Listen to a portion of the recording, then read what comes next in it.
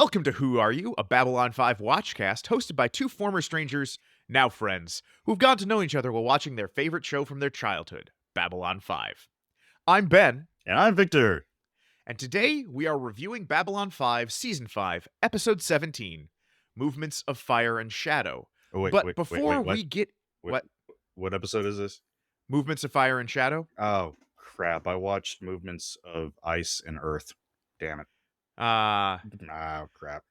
Let me get my other Pokemon deck out. So, all right. Now, Movements of Fire and Shadow is the last time I had food poisoning. Oh, Taco Bell. But before we get into our review, I've got a question here. Mhm. Victor, Hmm? what do you want? What do you want? What do you want? What do you want? What do you want? Why do you keep touching me? Well, let's, as of today, I have 8 days left until I am completely done with my 22-year career in the Army. I'll be done. I'll be out. It's going to be amazing. I'm very looking forward to this, and it's just a new chapter in my life, and I'm super excited about it, just actually having freaking freedom again. I don't know, those who listen to last time on and Dominion Media Television fans, I mean, I don't like to talk about my personal life too much on there, but I joined when I was 19 out of, I didn't have any better options, so I'm not one of those guys with the freaking, USMC tattoo on my bicep or anything like that. I don't have any of that crap.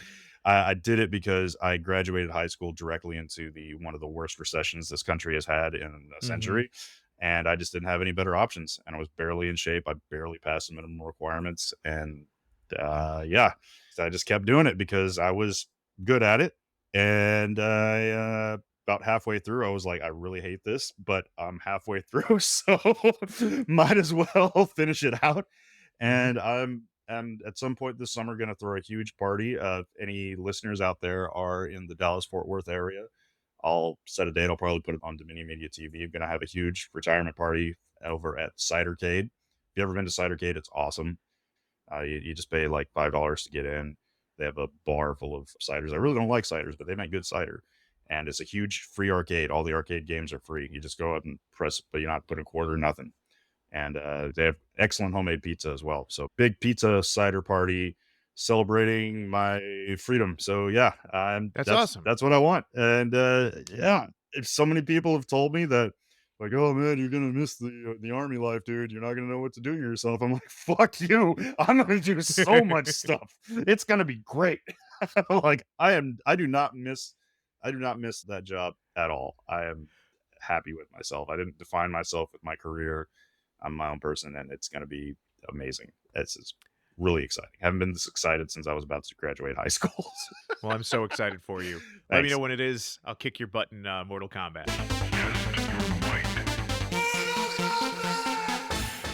Let's do it. Yeah. I actually, quick story about me. Yeah. I once ruined a party in college because I was too good at Mortal Kombat. So somebody broke out a like retro gaming system. Yeah. I think it was a Genesis. Oh, It was wow, like, yeah. hey, I got Mortal Kombat 2. We're all gonna play. Like, we'll do round robin. Everybody, fights everybody while we're drinking. And like, I'm not even particularly like, I'm not like tournament grade, Mortal Kombat or anything. Right. I just played enough that I knew all of Sub-Zero's combos. You bastard. And so, you had everyone frozen constantly. well, and so we go around. I beat every single person in the party.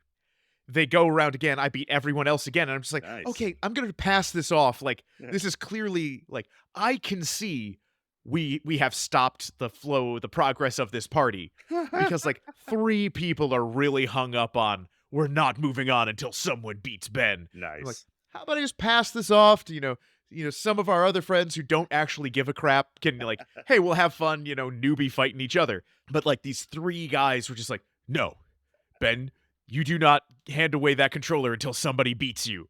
And also, no throwing a fight, because we'll tell. And I was like, Nice. but clearly, like, we had other stuff we were going to do tonight. We were going to watch a movie. We were going to play some games. This was not going to be a Mortal Kombat party. Mortal Kombat party. Nice. And so basically these three guys who got really hung up on it kept passing their controller back and forth. Well, I'm just looking around apologetically at everyone else like, I know this is not what you signed up for. Nice. That is not to brag or anything, but that used to be me with Tekken Tag Tournament. I used to be extremely good at that game, and all my friends would I had throwing the controller across the room and shit. Well, speaking of being trapped in a fight that nobody wants to be involved in, Uh-huh. we've got today's episode, Moments of episode. Fire and Shadow. And man, there is a lot of, as much as we rag on this show for the quality of the CGI, there is a lot of it in this episode. There are Yeah. a lot of space battles. There's a lot of stuff going on. This episode was a lot more exciting than I remember. Like when I found out this was the episode we were doing, I didn't remember it at all. And then I started watching it, and I was like, oh man. And if I may, we open in media space battle. Yeah, showdown. And it's the Centauri versus the Drazi, and the Drazi are getting wrecked, but they are given as good as they're getting. And Yeah, and I gotta say, man, this one battle just makes me pine so much and makes me mad that no one ever made a Babylon 5 real-time strategy game. I used to love games like Oh, yeah. StarCraft and Command and Conquer and shit. And dude, this is just awesome. The Centauri, they got their plasma blasters, they got their mines, but I guess technically they're more like torpedoes the way they use them. I won't rant on that quite yet. But yeah, they and the Drazi have their missile swarm, and it's so fucking cool, man. It's like, I'm sure there's a mod out there. The for thing it, but is, it's just I looked into this once. Yeah. There was almost a Babylon 5 real-time strategy space battle game. yeah, Kind of like Star Trek Armada, which is one of my yes, favorite I remember real-time Star Trek strategy Armada. games. I loved it. Yeah. Armada 2, both great. Mhm. So it played would have been Ramen. awesome. The one downside, like most of the races only have 2 on-screen ships. They've got Yeah. big ship, little ship. Yeah. But hey, if I'm making the RTS, I can yeah, you you know, can make all I kinds can of add stuff in. deviations. Yeah. I can follow the same, design Right. specifications, and okay, here's the Centauri heavy cruiser and the destroyer. Yeah, and, the Minbari, you just tell make an AI prompt that says, "Give me a blue space jellyfish," and Yep. yeah, it's a Minbari ship. There we go. But yeah, what happened was it was almost ready to go, and it's just one of those things like, but the game's done. And me personally, just because I played so much Star Wars TIE Fighter, just give me Ah. a Star Fury game. Like how much fun would that be? I had one a long time ago. It was a fan-made game. It was called. It had a couple different names. It was Babylon 5 Danger and Opportunity, I think it was what it was called. It was a Star Fury simulator, basically. And it was Awesome. hard as shit. Like, you damn, dude. They brought in the full Newtonian physics and everything. So if you wanted to, I remember crashing my fucking Star Fury into a planet or a space station all the Oops. time because they had real distances. So if you wanted to get to where you're going, you had to accelerate and somehow figure out what the halfway point is and then flip around and start decelerating. And and I crashed into so much shit because I couldn't figure out how to stop my fucking Star Fury. It's like, That was one nice thing about TIE Fighter. You could just throttle down. And yeah, you yeah, could just stop. this TIE fighters run on space magic, so yeah. So we then get Lockley reporting about all of the space battles and how everybody's being attacked all at once. We have a nice little cutaway scene to the combined human Narn security goons gearing Yep. up. And I love that they still do that, man. The Narns are so badass, dude. I just love that they're still there working security for the station. Yeah, that's a real cool piece of continuity. And we find out that on the station, Centauri are being attacked. Mhm. And it's one of those things where it's just like, we find out later a bit more why Centauri might not be fully understanding what's going on. But after like the first or second murder, Yeah. don't wander around by yourself, bro. Yeah. Veer was smart. He Yeah. got a room at the Babylon 5 Motel 6. And we'll leave the light on for you. So Yeah, with the weird sleeping pods. It's like, wouldn't a bunk bed just be easier? Take up less space? Yeah. Like, I don't get it. But I'm pretty sure I've seen what do they call them? Tube hotels in Japan. Yes. Yeah. But the thing is, so Veer's apartment, when we get to it, has two of the little sleeping, tube hotels, Yeah. but they're in the wall, which means that, Yeah, that is not an efficient use of space. yeah, that wall now has to extend 6 feet, and then you can put the next, the next apartment. And presumably they've got theirs sleeping, in the wall next to you. But it's also like the rest of that wall, that extra 6 feet, is empty. Yeah. Oh man. That dang. I hope the walls are not thin because I'm just little tiny little tube, man. Oh no, some Pakmara are getting it on. Oh! Show me your tentacles. All Man, right. Can you imagine what a Pakmara snoring sounds like? Oh, yep. It probably vibrates the walls. So Sheridan comes to visit Lockley, says that Yep, Sheridan booty call. What? Sorry. I was sorry. He just walks in and he says, Mr. President, it's 2 a.m. I was like, Yep. play the sleazy trombone music. and he says that Garibaldi says that the Centauri are starting to attack jump gates. And they're like, but that destabilizes the whole system. And they're, we know. Just some exposition from Lockley there, yeah. And so that is now drawing the White Star Fleet in, which is one of those things where it suddenly again becomes super apparent. There's not a human government representative on Babylon 5. Yes, Sheridan is the president, but there still should be a human ambassador Yeah. who fills the role of the other ambassadors. That's a problem that I've had with this entire series. I don't know if I mentioned it before on the show, but yeah, it just does not make sense that the captain of the station is also the ambassador for Earth and all the freaking meetings. That's too much. That's stupid. Too much stuff to do. Yeah. Yeah. If it was a little more realistic, I mean, I understand it just makes for more cohesive drama in the show, but Cutting out an extra character. Yeah. yeah, it would have made more sense. You have the captain of the station who takes care of all the fucking station duties like traffic control and all that crap. Hey, And you then said you have duties. yeah, and then you'd have an ambassador from Earth, and that's their job is just Yeah. to be the ambassador.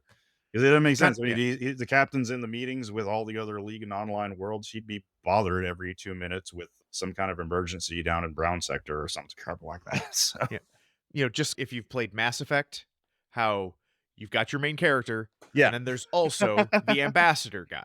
But this is Sheridan coming and telling Lockley, hey, surprise, gear up, because the White Stars are entering the fight, which means Babylon 5 neutrality is out the window. yeah. And it's like, maybe this God. would have been a conversation she should have been involved in Mm-hmm. instead of letting her know after the fact. Yeah. Hey, Earth got no vote in this. Surprise, guns up, bad guys inbound. So we finish up with Lockley, and then we go over to Sheridan and Delenn. They're having dinner together. We find out that Delenn does not approve of Sheridan's fashion choices for her. But we also have a conversation where Sheridan brings up that, hey, we've lost a bunch of White Stars in the battle with the Shadows, and then he says they lost a bunch during the Earth Civil War, and I don't remember them really losing any. Yeah, 1 or 2 maybe, but yeah. And also, I noticed that Delenn is enjoying her Minbari breakfast smoothie, and it's this massive cup. And they did the thing here that you mentioned during our last Stargate episode, where how Daniel Jackson had the never-ending stack of waffles. Well, here they actually had some empty plates. It was some little the empty Minbari smoothie. I don't know. I fixate on stuff like this. I want to know what that was. It looks delicious. And they also had a triangle plate. God. Yeah. Which Minbari's in your fucking triangles. The solution to everything is triangles. There are problems in life that can't be solved with triangles. But Sheridan floats the idea of an Earth Minbari alliance where they start making new, bigger White Stars, but the Minbari have to ask for it first, which is, weird. But she's like, yeah, sure, no problem. That President Lutsenko won't agree to it unless Minbari agree to it. And it's just reminds me of, when you're trying to go out to dinner with some friends and you're like, what do you want? I don't know. What do you want? Or like if you ever had somebody who like kept dating like they were 17, way past the point of they should be, where it's like, all right, I want to go out with this girl, but she has to ask Just me. And it's like, why? You're interested. Like, go ask her out. He's like, she has to approach me and say, hey, how's it going? the humans pass the Minbari a note that says, do you want to build ships? Check yes or no. Yeah, so they want to build new White Star destroyers. Mhm. I'm sure this will never be important or come back later. At least I hope it Right. doesn't. Yeah, I put in my notes that this scene right here is the setup for Crusade. But What? yeah, I guess we'll just We then cut over to, as we mentioned a minute ago, Veer's new apartment, where he's hiding out because Centauri keep getting attacked. He has a meeting with Lyta and Franklin. Yeah, Lyta and Frankie. And he's concerned because the Drazi, so Veer seems to know, hey, we're at war with everyone. Everyone hates us, which nobody else on Centauri Prime later in the episode believes that they're actually at war. And it's like, well, then why does your ambassador keep telling everybody, hey, I know we're at war. I know the Secretary of or the Minister of Defense says we're not, and it's all lies and propaganda. But, I know we're actually at war with everyone. It's because Veer is the only Centauri of his entire species that doesn't have his head fully up his ass. Which it feels like it would be hard to do with the hair. Yeah. But he's saying, hey, they're not returning our dead. Like, they keep blowing up our ships, but never giving back our bodies. Mhm. Hey, Franklin, hey, Lyta, can you guys go look into this? Yeah. And so, once again, for some reason, hey, we need to send somebody behind enemy lines. Who are we Send sending? the doctor. Fucking Dr. Franklin and Frankie. Lyta. Yeah, and it's just like, man, I mean- just say you don't have any idea what to do with these characters. Yeah. I mean, Lyta makes sense. You would Lyta makes want a her ton of because- sense. Yeah. But yeah, why send the doctor, man? It's like, let's Yeah. give him something to do, It's like, But it is fun. They do at least reference the fact that, yeah, we've done this before. We were both embedded on Mars. Like, we worked together. They were. But this time, Lyta, I do appreciate, she's just like, hey, sure, I'll go. Give me a fuck ton of money. Hell yeah. And they're like, and it's the sort of thing where it's like, okay, I understand they're going to have some quibbling over this in the script. But when she's like, hey, give me 500,000 credits. And Veer's like, I could maybe do 4. It's like, ain't your money. Just say Yeah. sure. Yeah, he's got the jet black Centauri MasterCard. Exactly. He's the Yeah. ambassador, so he can just expense it. And plus, they're in the middle of 17 different wars right now, and I'm sure no one back on Centauri Prime is really keeping track of everything, especially because of what we find out later. But here we find out a thing about Lyta that I find more offensive than her relationship with Byron, more offensive than going back to Psycor. She keeps her credit chip in her bra. Oh, I didn't notice that. Oh, Yep, she reaches into her top and pulls it out and like, here's how you can send me the money. And it's just like, I've worked enough cash registers. Do not do that. It's gross. I've been handed enough, hey, this has been stuck in my armpit credit cards or wet money. And it's just like, don't do that. It's the worst. Oh my gosh. Oh man, I want to make so many gross jokes right now about what that credit chip is covered in, and just sweaty and yeah. Yeah, it's just not cool, man. Oh man. From there, we cut to Londo and Jakar in jail, which is fun. Yeah, I don't remember exactly why they were thrown in jail at this point. I got to admit, Jakar was thrown in jail because of the wars. That's right. And Londo's like, "Hey, where Yeah. he goes, I go." And Thinking, then cut scene. Okay, I remember now. Yeah, that was great. Nobody will put the prime minister in prison. Very next scene, Prime Minister in prison. Yeah. Okay, I remember that now. Yeah. I did have. I love. So like, you could write, and they did write a whole book of wonderful Jakar quotes. Well, it's the Book of Jakar. It actually Right. made him. It accidentally made him a prophet. But the quote here, Jakar tells Londo, "You picked a terrible moment in your social evolution to develop principles." Yes. Ah, man. Andreas Katsoulis, just a genius, man. It's the sort of thing where it's like, these two characters should hate each other forever. But Andreas and Peter are just so amazing together Yeah. that you can't Man. just not have them together. Mhm. There should just be it's got to be out there on YouTube somewhere, just a supercut of all the scenes of Londo and Jakar, because that you Yeah. could just watch that And on so loop. for like all of the problems I have with season 5, Mhm. Buddy, Londo, and Jakar Yeah. makes it worth it. I Good. love them. I love them together. I love them I like them as friends more than I like them as antagonists. Yeah, It just yeah. makes me happy. And like I know realistically these two guys should have nothing to do with each other, Mhm. should hate each other forever. Mhm. But they're too good together. So I love it.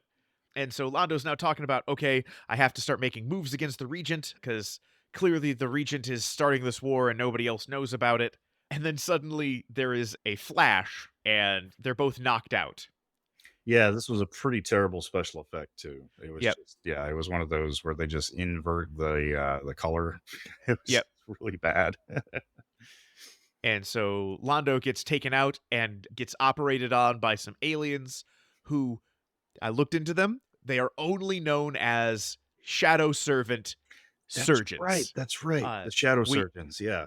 Yeah, we never find out anything more about them, unlike the Drock. They are just shadow servants. And this is where I have my biggest problem with the post-Shadow War story. Hmm. I think I actually mentioned this in the Discord, which everybody should join, our Who Are You Discord. Having defeated the Shadows, I mean, by yelling at them and making them leave, not blowing them up. But hey, they're gone, so we won. The fact that the Drock and the other races that were allied with the Shadows are this big of a problem Yeah. feels weird and disingenuous to me. Because, like, they didn't have their own ships in any of those space battles. They were all shadow ships, which are now Well, gone. Mhm. They were all client species. Like, they Mhm. just did stuff for them. Like, I understand, okay, they've got a couple of really cool pieces of technology that, can help them. But they feel like just as overpowered as the shadows, if not more so with the keepers and all of that stuff. It's just like, man, if they could do all of this stuff, if they had, mind control parasite aliens, why didn't the shadows just win a long time ago? Yeah, it is kind of difficult to wrap your head around. I mean, it really all ties into the whole Shadow of Orlon rivalry. Like they had their own weird rules about what they could and couldn't do. Yeah, I mean, I would have to headcanon it by saying that they were restricted by the shadows. They They were were being only reined in or something. Yeah, it's like they said you're only allowed to do this. They only did what they were told, and the Yeah. shadows used them sparingly as part of their weird shadow ways. Like they couldn't directly influence the younger races. They could Yeah, only it's just the poke and problem is prod the them here and shadows' there. whole idea was Cause we chaos, yeah. we cause chaos so the strongest Mhm. rise, and it's like, Yeah, you're right. That then doesn't why aren't the jive at all. Drock the strongest? Yeah. Why Yeah, aren't you're they right. out there conquering people? Because we're the strongest. I don't know. But I did appreciate while they are working on Londo, he asks 2 questions. He wakes up, sees the shadow servants, and says, "Who are you, and what do you want?" Oh, he does. Oh, I didn't catch that. All right. Yeah. And they don't say shit because their facial prosthetics do not move like that. What exactly were they doing there anyway? Because they weren't putting the keeper on him. He gets the keeper No. later. Yeah, I So, don't know what they were doing. I guess just testing him to see if he was keeper susceptible. yeah, maybe. I don't know. But he wakes back up in his cell, and Jakar's just like, "Hey, man, you passed out. I guess you had a good night's sleep." And Londo's like, "Man, how do I get out of here? I have stuff to do." And Jakar's like, "I know. I'm going to go back to my freshman days." And he just pukes everywhere. And apparently Narn puke Can is do so that. incredibly vile that the guard outside is just like, and lets Londo out. And everybody's just like, okay, Londo kept to his principles. No one can be like expected to stay around a puking Narn. Very nice. Then we cut to a conference room where Sheridan wants an update on the war. He's talking to the Narn, the Drazi, and the Brakiri, Mhm. and they're all saying, "No, we don't need to work together. We're in this alone." And this is where, and I know Vic, I know you guys hate it when I go on one of my signature monarchist rants. Oh God, here Uh, we go. But this is the problem with having a democracy here. Yep. Sheridan can't tell anybody what to do. There you go. They have no real power, no real authority. He Oh, can't boy. be like, hey, Yeah. how about we all work together? Mhm. Hey, how about we just do this? Mm. Because you guys are wasting resources, wasting each other's time. Those are monarchist rant. God. Yep. He goes again. I'm just saying. Like, this would be a whole lot easier if it was King Sheridan. Yeah. Well, you're the king. Well, I didn't vote for you. No, that's not how this works. Well, actually, it is. If we go with the Holy Roman Empire, they did Oh elect God. they elected their emperor. But You and your Holy Roman Empire, Ben. Good God. but they're having a problem because the Centauri are showing no grand strategy, no goals. You know, they're not like pushing towards specific targets They're just or blowing shit up. hey, if we wedge in here, we can, defeat this, greater force. They just seem to just be attacking to attack. This is how I used to play StarCraft. I would just annoy the piss out of my opponent until they quit. Nuclear launch detected. But we do get the point where the Drazi and the Brakiri and the Narn generals are just like, we don't care. We just want revenge. See, And- I love this scene because this is what I love in sci-fi. Like, if you're gonna give me sci-fi, don't give me any humans, man. Like, I love that it was just a meeting between the Drazi, the Narn, and the Brakiri. Like, that's the kind of shit I love, dude. I want to see. Yeah, give humans me some talking. Show me aliens doing aliens. talking. Yeah, even if they're just weird face prosthetics. Still, Yeah. that's good enough for me. But I do appreciate Sheridan apparently only has 5 minutes scheduled for this meeting about the war affecting the entire galaxy. And then he's like, well, I got other stuff to take care of. It's like, what's more important than this, Sheridan? Yeah. But he leaves, and the Drazi and the Narn are like, we said we weren't going to work together, but war crimes? War crimes. Yeah, war crimes. Woo! We can do some war crimes together. It's like, hey, strategic objectives, screw that. Let's blow up some civilians, because Yep. it'll make us feel better. We do get then cutting over to CIC, where we get my boy Corwin. Yeah. Yeah. And they are noticing a Centauri destroyer flying through hyperspace, and it's empty. Oh no. And Lockley's like, hey, blow that thing up now. It did feel like, oh man, they just barely got this thing. Yeah. And it made me wonder, like, we know ships can just be in hyperspace. It's just another, like, place of being. Why aren't there, like, turrets? They have to send the Star Furies after it, and they're chasing it and shooting and sometimes missing. And, oh, hey, they managed to just blow it up just in time before the Centauri destroyer comes through the gate and blows it up. Yeah, if this was Ben Sisko here, he would have had mines all over the place, right? Well, you don't even need to have mines. Just have, like, a couple of turrets. Yeah. Hey, you come to the point where the jump gate is, bap, bap, bap, bap, bap, bap. Hey, we stopped you. Which, speaking of which, Lockley mentioned this earlier in the episode, that she had half the Star Furies in hyperspace and half outside the station. Well, half plus half equals all. That's all your fucking Star Furies, man, dude. They can't be out there 24/7, which, got me thinking, like, dude, they got to have, this really sucks, which means they got to have multiple pilots for each Star Fury, because they're hot bunking them. But then Yeah. also, like, what do you do when there's maintenance? Like, yeah, it's ridiculous. Like, have you ever worked a job where you had to share a desk with someone on a different shift? yep. Like, that's the worst. And It then sucks. now you're imagining, like, you're sharing a fighter cockpit with somebody else. They leave Cheeto Oh, dust yeah. in It's there just and shit. marinated. Yeah, and they got their funk because they've been on, like, 12, 16-hour shifts, so they don't get a shower in between. God, Hopefully that's you the have. worst. Hopefully you're not sharing jumpsuits and helmets. Ooh, yeah, that'd be nasty. Oh no, I'm getting it here after Vic. I saw yesterday he had the fajitas. Oh no. Oh man, yeah. You don't like the guy after you, so you just have nothing but sauerkraut. Sauerkraut cockpit. Ooh, that's mean. So then we cut over to the generals, and they are all agreeing, like, hey, let's totally do some war crimes. We don't care. Like, the Narn guy's like, yeah, not super worried about killing some Centauri civilians. Yeah. Actually, I'm pretty on board with that. Mhm. It's like, okay, I understand.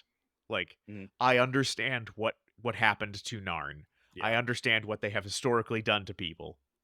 it still feels bad being like, yeah, let's murder some civilians. Well, there's a little bit of a deeper lore here about Centauri Prime. It's mentioned in the episode, I believe it's in Into the Fire, where Centauri Prime was scheduled to be demolished by the Vorlons at the same time as Coriolis 6. Right. And they mentioned that Coriolis 6 had a bigger population. Centauri Prime said it only had a population of 3 billion, whereas Coriolis 6 had a population of like 6 or 7 billion or something like that. 3 billion seems really low. Really low Yeah. for the seat of a space empire. Yeah. Deep dive into the lore. I don't know if this was a fan theory or if this was mentioned in a book anywhere, but I remember reading on a message board about how because Centauri Prime is so monarchist, your people, Ben. Yeah. And it's all the real estate on Centauri Prime is really expensive. Because it's large estates and that sort of Yeah, thing. so only the elite can afford to live there, is what it is. It's basically the whole fucking planet's gentrified. That's why you see so many Centauri living on Babylon 5, where it's more affordable or whatever. Okay. So that makes you feel a little bit better about these war crimes since they're targeting the 1%. Yeah. Well, except who works at all those places? That's true. those The servants? Yep. Yeah. Yeah. Okay, that sucks. Yeah. It's Yeah. like the Death Star too. The Empire didn't have enough manpower, so they had to hire independent contractors, and poor Yep. guys, innocent. I mean, they're contractors, though. If anybody deserves it. Sorry to all of our contractor listeners. I wasn't talking about you, just everyone I've ever hired. Yeah. We then have Delenn and Lanier on a White Star, and it's going to take them another 48 hours to get to Minbar. And this is one of those, again, things where it's just like, How the big is times it space? takes to get places changes dramatically it's- in Babylon 5 based on the needs of the episode. This is also a problem in Star Trek with their warp yes. speed. It's like how fast is warp? It's as fast as the plot needs it to be. Yep. But it's more forgivable in Babylon 5 because of hyperspace. Because who knows how fucking hyperspace works, man? Well, and I believe that's actually something that JMS has said was hyperspace shifts around so that how long it takes to get somewhere is however long the plot needs it. And it's just like, hey, cool. Like, yeah, more power to you, man. Unlike Star Trek where it's like, no, there are hard and fast rules, except when we want to ignore them. Mushroom drive. Sorry, I'm not Or even going to get started on how many that, times they accidentally end up at the edge of the galaxy, right? because that happens to both the original Enterprise and the D. Then we have Franklin and Lyta, where we find out even hundreds of years in the future, men refuse to ask for directions. I love that he has a paper map. A paper map that folds out, and he can't figure out which way is north. And Lyta is carrying all of the bags. Like, Franklin is the worst at this. He's carrying no bags, cannot navigate, won't ask for directions. Like, I feel so bad for Lyta here. Then we have Londo, and he's talking to Minister Cellini. He is the Minister of Defense, and he says, hey, no orders have gone out to any of our Centauri ships. We're not at war. No one's died. No general has made any moves. This is all propaganda. And it's one of those things where it's like, I feel a little bit for Cellini. Everyone is telling me we're at war, that we've been blowing up ships, that we've been losing ships, that crazy stuff is going on. And it's like, I've called all of our admirals and generals, and they're all where they're supposed to be. All of our ships are still accounted for. Yeah, we're not at war with anybody. Like, what the hell are you guys talking about? But this is where we get into the big twist of the war and this episode, where we find out that, none of the actual normal Centauri Navy has been involved. They're all being controlled by shadow eggs. We find out in it in just a little bit that they are being completely manned from, remotely. I've seen, videos and documentaries about, the people who build battleships and aircraft carriers. It takes a lot of people. Yeah. And a lot of resources. How have they built a whole second secret Centauri fleet that nobody knows about? I'm gonna say they didn't, and they just lied to the regent. But if the defense minister firmly believes that all of my ships are still here, and we know that there are no Centauri on them, like, my assumption is what they're saying is they built a second Centauri armada Mhm. and just didn't tell anybody. Well, I'm just doing the my mental gymnastics are that the defense minister and all his like accountants and everyone they've all They're got in on it. they all got the drop keepers on them, like they're being yeah. That's a possibility. Yeah. I also think it could be a possibility that he firmly, like, truly believes this because he's like, I know all of our, like, ships. I know where they're at. Mhm. None of them are at war. It Yeah. must be lies. So I've got the episode playing up on my TV right now as we record, and it got to the scene where the shadow race servitors, whatever they're called, the shadow surgeons, abduct Londo, and it looks like they're giving him a dental cleaning. Yeah, they're doing something with his face. It's like they put his thing in his mouth and they bring the drill. Is what they are. They're dentists.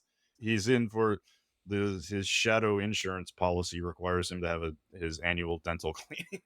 So Sheridan and Garibaldi find out that the Narn and the Drazi are attacking. For some reason, they didn't bring the Brakiri. I don't Yeah, know I was curious about that. I guess the why. they Brakiri don't like war crimes, I guess. well, I'm going to say last time on, it's because they didn't get paid. They didn't get paid enough because the Brakiri. It's kind of alluded to that they're a little Ferengi like. They're very much run Mercurial? by they're businesses. They have all sorts of corrupt business dealings everywhere. And they were all just like, yeah, nah, there's no money in this for us. We're good. Yeah. So then we cut back to Franklin and Lyta. They are talking to a Drazi doctor, and the doctor is just like lying to them and being kind of shady. And two assassins drop over the balcony ready to shoot. And we have a brief little firefight where Franklin murders one of these guys. Mhm. And then Lyta, instead of, we've seen like, hey, she could easily have just used her psychic abilities and thrown this guy off the balcony, and he's dead. She could have made him throw down his gun. She could have made their brain explode. What does she do? She makes him shoot himself. And it is one of the like darkest like things I think I've seen on this show. And we've watched people burn alive. Yeah. We've watched a group of people have a plague and only Delenn walks out alive. Just watching this guy as he like and then boom, blows his brains out. Yeah, that extra earned that paycheck. Yeah. Was, wow. And then Lyta does one of the things that annoys me the most in TV. She just jumps into this doctor's brain. It's just like, hey, not following any rules. I'm finding out your secrets. Why are you guys doing this? And she does the, I know why, and just runs out the door. And Franklin's just like, what? What's going on? Just tell me. No time to explain. And it's like, there's plenty of time to explain. It's like a 20-minute walking walk several where we're going. blocks. Yeah. And also, like, the guy, the Drazi doctor isn't like, okay, well, she stole it from my brain, so Franklin, I can tell you. So we get Sheridan and a White Star. He's rushing off to help. We cut back to Delenn and Lanier, and this bit annoyed me. They're in hyperspace going to Minbar. Right, yeah. They run across 4 Centauri warships and just immediately get murked. Like, immediately, the White Star gets shot up and destroyed. And it's like, this is supposed to be the pinnacle of Minbari and Vorlon technology. Right. It should be able to, at the very least, it should be able to outrun these freaking Centauri Or, ships. Take out 3 of them. The Centauri, like, I don't feel like the Centauri would be able to stand up to a normal Minbari ship. Yeah, that is true. Let alone a souped-up Minbari Vorlon ship. I'm going to say, like, again, this is more mental gymnastics. I'm going to say that the shadow devices juiced up the Centauri systems, gave their It's like, when the shadow device is like got that golden legendary artifact ring about it, so you plug it in and it gives you plus 25% bonus to everything, so But we see the souped up shadow Earth destroyers, Mhm. and the And White Stars don't they have get any wrecked. problems with those. Yeah. Yeah. Yeah. And so these are just these don't Yeah. even have the weird tentacles. Yeah, and Uh, if and you're going to think of it, we know that the Drazi have blown up some Centauri ships. yeah, The Drazi are, I'm sorry, the Drazi. Drazi are idiots, man. Yeah. They're like slightly better than the Packlids. Yeah. And so it's like, okay, I understand you want to have what You got the happens happen. drama, yeah, But, the plot, you know, yeah. it strained a little bit of credulity that Mhm. they ran into these problems so quickly. Mhm. There are things they could have done instead of just, hey, 4 ships. Oh no, what do we do? And it's like, you kick their butts. Mhm. You're in a White Star. It's like, oh no, I'm in my F-35 and there's 4 There's a biplanes in front of me. What do I do? It's like, right. I switch to Yeah. missiles and blow them up before they see me. Yeah. Yeah, yeah. I don't know. I don't know if there is a better way to do this, because the White Stars way- really are just the best everything. Maybe the only Have thing I them can, like drop a mine or something where it's like, Mhm. oh no, the Centauri must have mined this hyperspace lane. right. We didn't see it until it was too late. Mhm. We're adrift. And maybe there's what would have been perfect is if one of the White Star crew members had a keeper on them.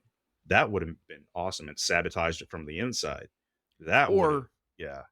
Or they blow up 3 of them and one of them just rams the White Star. Yeah. Always love a good space ramming. And That always we works. find, because now we know, oh, there's not actually any Centauri on board. Mhm. Yeah. What do they care? Ramming. Nobody dies. Ramming speed. So anyway, the Delenn and Lanier get blowed up.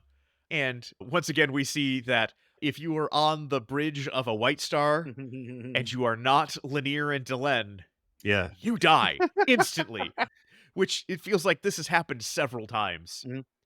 Is it just me, or does the support beams on the bridge always come crashing down on everyone on a White Absolutely. Star? Yeah. Yeah, Franklin and Lyta find the shadow tech that the Drazi are looking for, and they are attacked and have a shootout that immediately ends and is never resolved. Yeah, that did seem a little out of place. Yeah, because we cut to them like, we grabbed one of the shadow pods and are shooting, Mhm. and the next time we see them, they're just on a phone call with Sheridan, hiding in an alleyway. The Yeah. Drazi doctor is gone. Maybe they human shielded him. We don't know. I love that this episode predicted FaceTime, because Franklin is holding that exactly like you would hold a smartphone, and they're Oh, yeah, both, for sure. doing a FaceTime call with the White Star. And then we get Londo talking to the Regent. And this Yeah. scene is fun because I love the Regent. It annoys me a lot because the Regent is like being like half obtuse, and we know it's because he's got a keeper and he can only say so much. He's only allowed to. Right. Londo has had enough experience with dealing with Mr. Morden and the shadows. He should not be like this unable to parse out what the Regent is saying. He's like, oh, they're telling me that I won't live to see tomorrow. And he's just like, who are they? What are you talking about? You'll live for many years. And it's like, Mhm. man, this guy is being manipulated by somebody into having a Mhm. war. Why are you so confused by this? The actor credits for the actor who plays Milo Verini, that's his name apparently, Cellini. But God, dude, he, on his IMDb page, that's his photograph, is him playing the Regent, and he really hasn't been in a lot, and nothing since Babylon 5.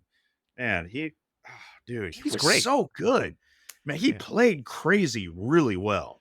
Like, Yeah. it's that special type of crazy, and you almost feel, well, yeah, you feel for him, because it's not his fault that he's a villain in this story arc. It just happened Yeah. to him. He puts up with Cartagia and him Right. being nuts, and he's just like, okay, well, at least Cartagia's gone. Like, I can be regent until the next guy becomes emperor, which for some reason takes a long time. Right. And next thing you know, you put a mind control parasite on me? Why? Like, come on.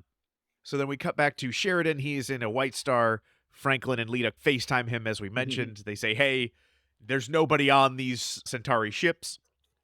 He's able to figure out, hey, that's why there are no bodies. That's why there is no strategy. The strategy is just to cause chaos and make everybody hate the Centauri. It's like, man, everyone pretty much already hated this. Yeah, we were already Centauri. there. It's not much effort is going to be required. We see Lanier and Delenn in Girder City. They are broken and adrift, sent out a distress signal, but who knows if anybody's going to find them. Denier has a broken leg, and the ship is super broke. Everybody else on the bridge is dead. We see Jakar in his cell writing the Book of Jakar 2. Jakar harder. Jakarter. Jakar with a vengeance. Yeah.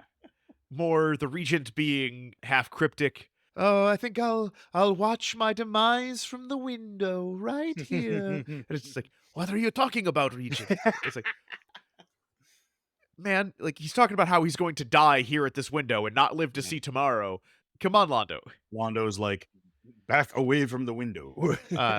And Londo finds out that he has sent all of the ships away and deactivated the defense grid, which feels like this would need two-factor authentication or something. You need two people with two keys to turn off an entire planetary defense system. Well, that's your monarchism right there. That's how it works, Ben. But that's not how it works.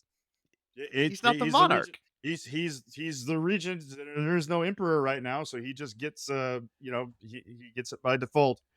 This is what you want, Ben. You monarchist. Yeah, well, yeah, okay.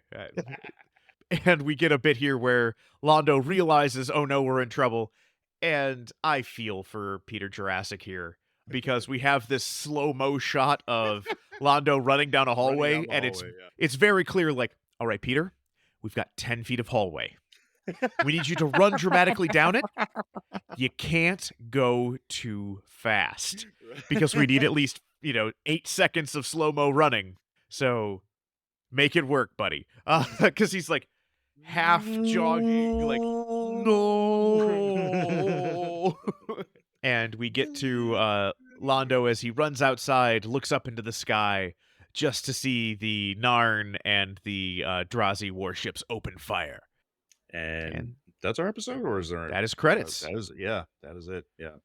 And I don't want to get into the next episode too much, but I do remember having a discussion of this way back in the day, way back in the AOL dial-up internet days, that I can finally respond to properly 30 years later. So if any of you guys are out there from the old Line 5 message boards, let me tell you why you were wrong. They mentioned that this episode was really messed up because they thought, like, oh, well then why did the Centauri bother with mass drivers if they can just park their ships in orbit and shoot? Here's why. In the aftermath of this, the attack on Centauri Prime, it had a few 100,000 dead, whereas Narn Homeworld was in the billions. Yes. That's why. Much bigger boom. This was a smaller boom compared to the big boom that the Centauri did to the Narn. It's not, doesn't even compare. So, yes. Take that, Lyta fan 69. Yeah, that's why. Ha. Finally. All right. Well, Vic, now there's just one last question we have to answer before we go on. How many Babylons are you going to give this on a scale of 1 to 5? You know what? This one, I am going to give this one I'm going to give it a 5, man. Because it's a sleeper. I didn't remember this episode at all. And then I watched it. It's just packed. Like from start to finish. It opens with a fucking space battle. It ends on a cliffhanger, a good cliffhanger. And, it just makes me really want to just see the next episode. It's great. Yeah, this actually has it moves the season plot along well. We get lots of character development. There's some stuff I really don't like though, but we get some great Londo and Jakar moments. Yes, we do. Yeah. And we get Lyta and Franklin doing their thing. Yeah, being super spies. hey, it's weird, but I also don't hate it. Yeah. I'm going to give this one a Babylon 4. There's enough stuff in here that bothers me that I'm not going to, give it the full 5. But this is better than your average episode of Babylon 5, and it's really good for a season 5 episode. Very good for a season 5 episode, yeah. So I had a lot of fun with this one, even if, I did have my few quibbles. Yeah. All right. Well, thank you Time to for make some predictions for No, that's the other show. So next week, we will be back with Season 5, Episode 18, which is the Fall of Centauri Prime. Oh, I hear fall is lovely on Centauri Prime. Damn it, that's going to be my exact joke. It's not the spring of Centauri Prime, not the winter of Centauri Prime. That sounds like a George R. Martin novel. The winter of Centauri Prime. So on that episode, Londo discovers that the Drakh are really behind the war, planning to alienate the Centauri from the Alliance. He also learns his fate. Sheridan searches for Delen's lost ship. So that is where we'll be next time. So before we go, I need to say some thank yous. Thank you to Jeremy Siegel for composing our lovely theme music. You can find more of Jeremy's work at jeremysiegel42.bandcamp.com and on streaming services as Nuclear Jaguar. Nuclear Jaguar. And thank you to Angry Duck Time Machine for creating our podcast artwork. You can find them on Instagram. Thank you to Aaron for editing this episode. Thank you to everyone in the Discord. You can join the conversation there by finding us on our socials. And thank you, listeners, for spending the last hour or so with us as Vic and I talk about Babylon 5. We appreciate you choosing to spend your time with us instead of playing disc golf or, complaining about our families or whatever. And we will see you next time on Who Are You?